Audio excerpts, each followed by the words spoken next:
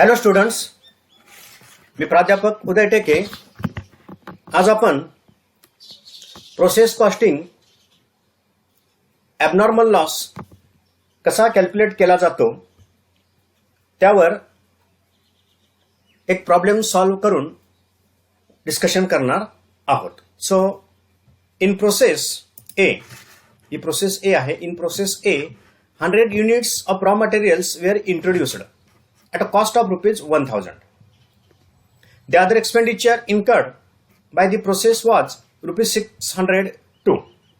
Of the unit introduced, 10% are normally lost in the course of manufacture and them possess a scrap value of rupees 3 each. The output of process A was only 75 units. Prepare process A account and abnormal loss account. Simple आहे. एक process A आहे. In process ए काय होतं, या process ए मध्ये 100 units आहेत raw मटेरियलचे. ते काय केले जातात, इंट्रोड्यूस केले जातात. म्हणजे ते प्रोसेसमध्ये त्याला एंटर केलं जातं. त्याची कॉस्ट किती आहे, 1000 rupees.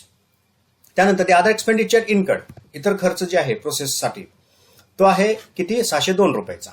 Of the unit introduced, जे युनिट इंट्रोड्यूस केले आहेत 100 युनिट्स, 10% आर नॉर्मली लॉस्ट. 10% काय होतात, नॉर्मली लॉस होतो in the course of manufacture, म्हणजे उत्पादन प्रक्रियेमध्ये त्याचा 10% लॉस होतो. And them scrap value rupees 3 इच, आणि त्याचं 3 रुपये प्रमाण काय करू शकता, स्क्रॅप म्हणून रिअलाइज पण करता येऊ शकतं. So the output of process ए, आता ह्या प्रोसेस एचं आउटपुट किती आहे, ओनली 75 युनिट, म्हणजे 75 युनिट आउटपुट निघतं. आता प्रिपेअर, आपल्याला प्रोसेस अकाउंट तयार करायचा आहे ॲबनॉर्मल लॉस. सो सिंपल आहे. प्रथम आपण या प्रोसेस अकाउंटला जे मटेरियल इंट्रोड्यूस केलेलं आहे ते ट्रान्सफर करून घेऊ. टू ड्रॉ मटेरियल, किती युनिट इंट्रोड्यूस केलेले आहेत, 100 युनिट्स, ज्याची किंमत आहे टोटल मध्ये 1000. ओके. देन अदर एक्सपेंडिचर आहे तो पण ट्रान्सफर करून घेऊ. To other expenses,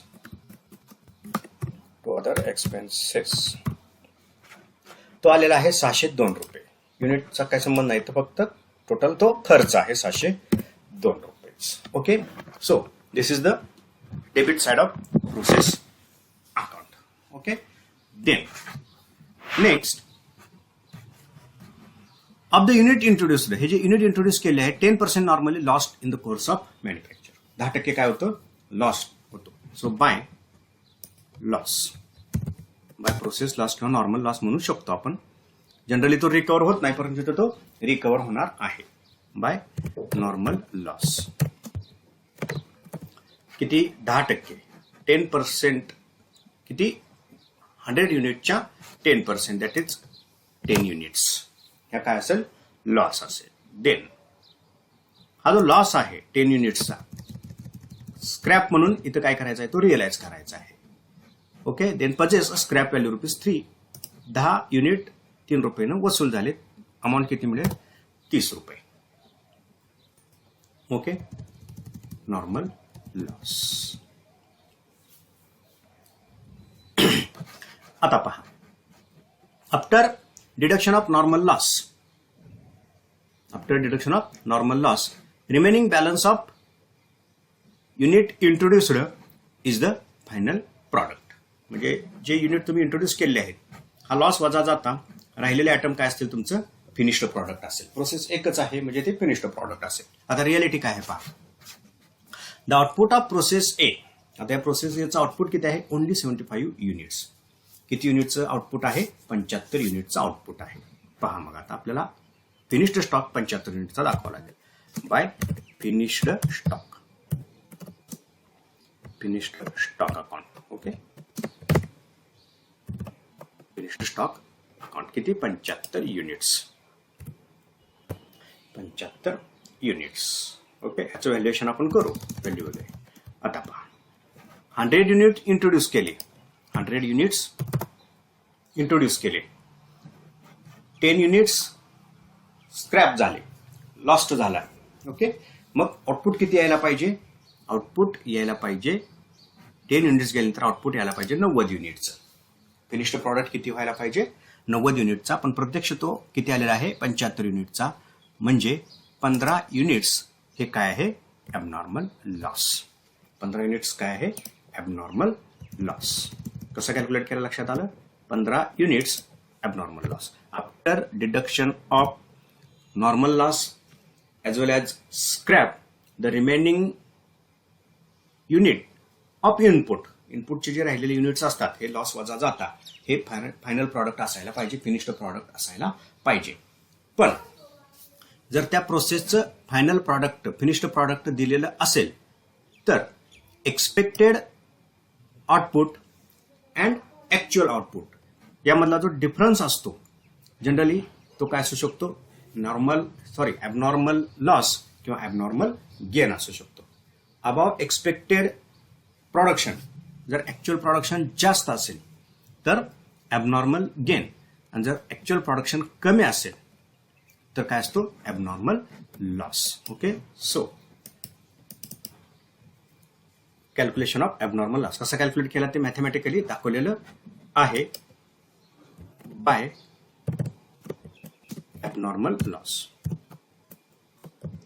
Abnormal loss balancing figure.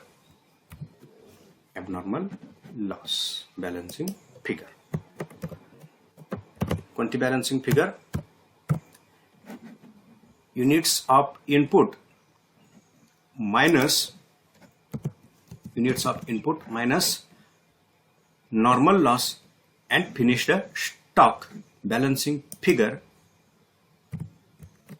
काय असेल? Abnormal loss. सो हे झालं युनिट्स, दॅट मीन्स क्वांटिटी. तर याचं आपण काय करूया? व्हॅल्युएशन करूया. So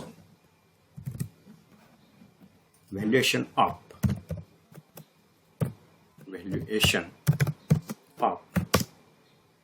abnormal loss. कसा कॅल्क्युलेट करायचा? ही जी डेबिट साईडची टोटल आहे ते डोळ्यासमोर ठेवा. 1602. ओके, सो 1602 लक्ष द्या.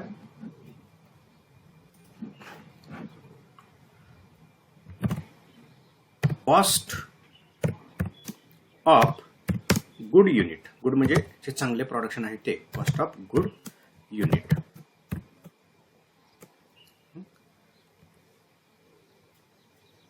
कॉस्ट ऑफ गुड युनिट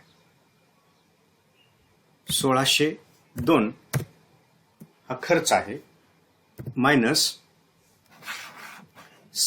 आपल्याला नॉर्मल लॉस स्क्रॅप कव्हर झालेला आहे 30. स्क्रॅप कव्हर झालेला आहे किती? 30. बॅलन्सिंग फिगर किती असेल? 1602 वजा 30.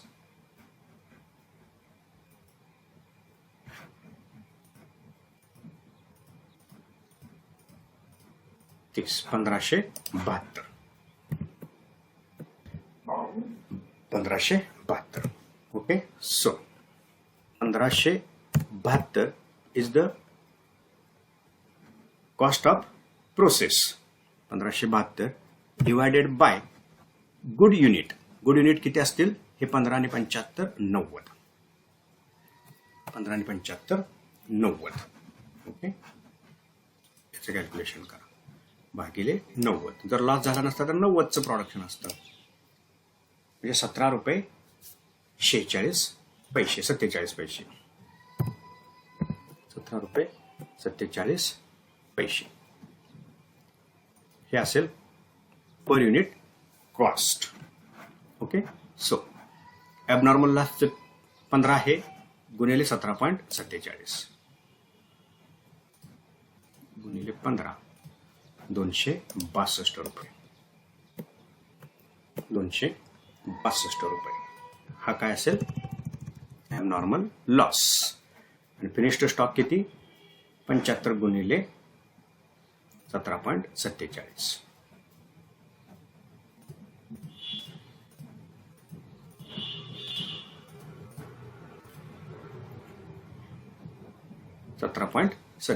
ओके, 17.46 कंटिन्यू करू आपण गुणिले 75 युनिट्स किती असेल? 1310 रुपये. हे फिनिश्ड प्रॉडक्ट 1310 रुपये.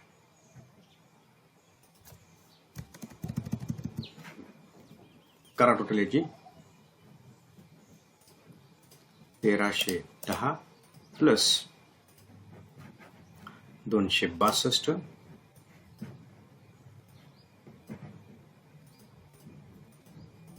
प्लस 30 रुपये 1602 रुपये. हे टॅली झालं 1602 रुपये 100 युनिट्स म्हणजे टोटल झाले. ओके, सो हे झालं प्रोसेस अकाउंट. ॲबनॉर्मल लॉस कसा कॅल्क्युलेट करायचा हे यामध्ये समजून घ्या. सिंपल आहे.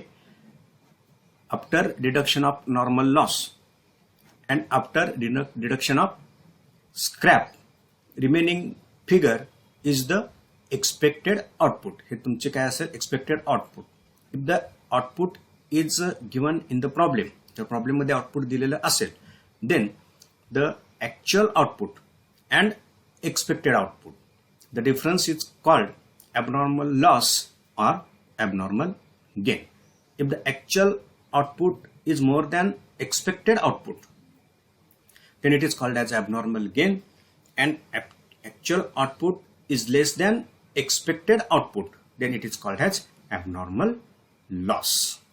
ओके, क्वांटिटी मध्ये तो लॉस पहिल्यांदा निश्चित करायचा आणि त्यानंतर मग त्याचं काय करायचं व्हॅल्युएशन करायचं. व्हॅल्युएशन कसं करायचं, जे डेबिट साइड आहे म्हणजे टोटल जे एक्सपेन्सेस आहेत प्रोसेस एक्सपेन्सेस घ्यायचे, त्यामधून मायनस स्क्रॅप जर असेल रिअलाइज होत तर त्यातून ती प्रोसेस कॉस्ट कमी करायची आणि ही प्रोसेस कॉस्ट काय असेल ही तुमच्या नॉर्मल आउटपुटची कॉस्ट असेल. त्या नॉर्मल आउटपुटच्या कॉस्टने त्याला डिवाइड करायचं, पर युनिट कॉस्ट मिळते आणि मग ॲबनॉर्मल लॉस किती आहे तो बघायचा, पर युनिट कॉस्टनुसार त्याचं व्हॅल्युएशन करायचं आणि जे फिनिश्ड प्रॉडक्ट आहे ते किती आहेत बघायचे आणि पर युनिट कॉस्टनं त्याचं व्हॅल्युएशन करायचं. ओके, आता आपल्याला ॲबनॉर्मल लॉस अकाउंट पण काय करायचं आहे मेंटेन करायचं आहे. ओके, सो हे ॲबनॉर्मल लॉस अकाउंट आहे. Okay, so abnormal loss account debit to profit and loss account credit, to profit and loss account credit, किंवा sorry to profit and loss account नाही, to process A account credit. प्रोसेसचा आहे तो, to process A account credit, process A account credit. Okay, units आहेत 15, units किती आहेत 15, value किती आहे 262, ही 262. आता हा जो लॉस आहे 15 रुपयाचा ॲज अ स्क्रॅप म्हणून तुम्ही तो काय करू शकता रिअलाइज करू शकता, कारण इथं उदाहरण त्यांनी सांगितलंय जे स्क्रॅप आहे जो लॉस आहे तो 3 रुपयाने रिअलाइज केला जातो. जर हे 10 रुपये रिअलाइज केले जात असतील, 10 युनिट रिअलाइज केले जात असतील तर हा ॲबनॉर्मल लॉस सुद्धा रिअलाइज केला जाईल. किती रुपये प्रमाणे 3 रुपये प्रमाणे, म्हणजे 15 त्रिक 45 रुपये वसूल होतील. एंट्री काय असेल cash account debit to abnormal loss account credit by cash. 15 units 3 रुपये प्रमाणे 45 युनिट्स, सॉरी 45 रुपीज. सो हा झाला पहिला टप्पा. नेक्स्ट जी बॅलन्सिंग फिगर आहे या 15 युनिटची 262 रुपये व्हॅल्युएशन झालेलं आहे लॉसचं, त्यामधून 45 काय केले वजा केले. ओके, 262 वजा 45 रिकवर झाले 217 रुपये. हा जो लॉस आहे अनरिकवर्ड ही अमाऊंट जी आहे 217 रुपये हे कुठं जातील प्रॉफिट अँड लॉस अकाउंटला. हा लॉस आहे by costing profit and loss account, costing profit and loss अकाउंटला ते काय होतील ट्रान्सफर होतील. कॉस्टिंग प्रॉफिट अँड लॉस अकाउंटला 217 रुपये ट्रान्सफर होतील. हे 15 युनिट्स आणि हे 262 रुपये. अशा पद्धतीने हे ॲबनॉर्मल लॉसचं व्हॅल्युएशन केलं जातं, त्याची ट्रीटमेंट दिली जाते आणि अकाउंट ओपन केलं जात असतं. ओके.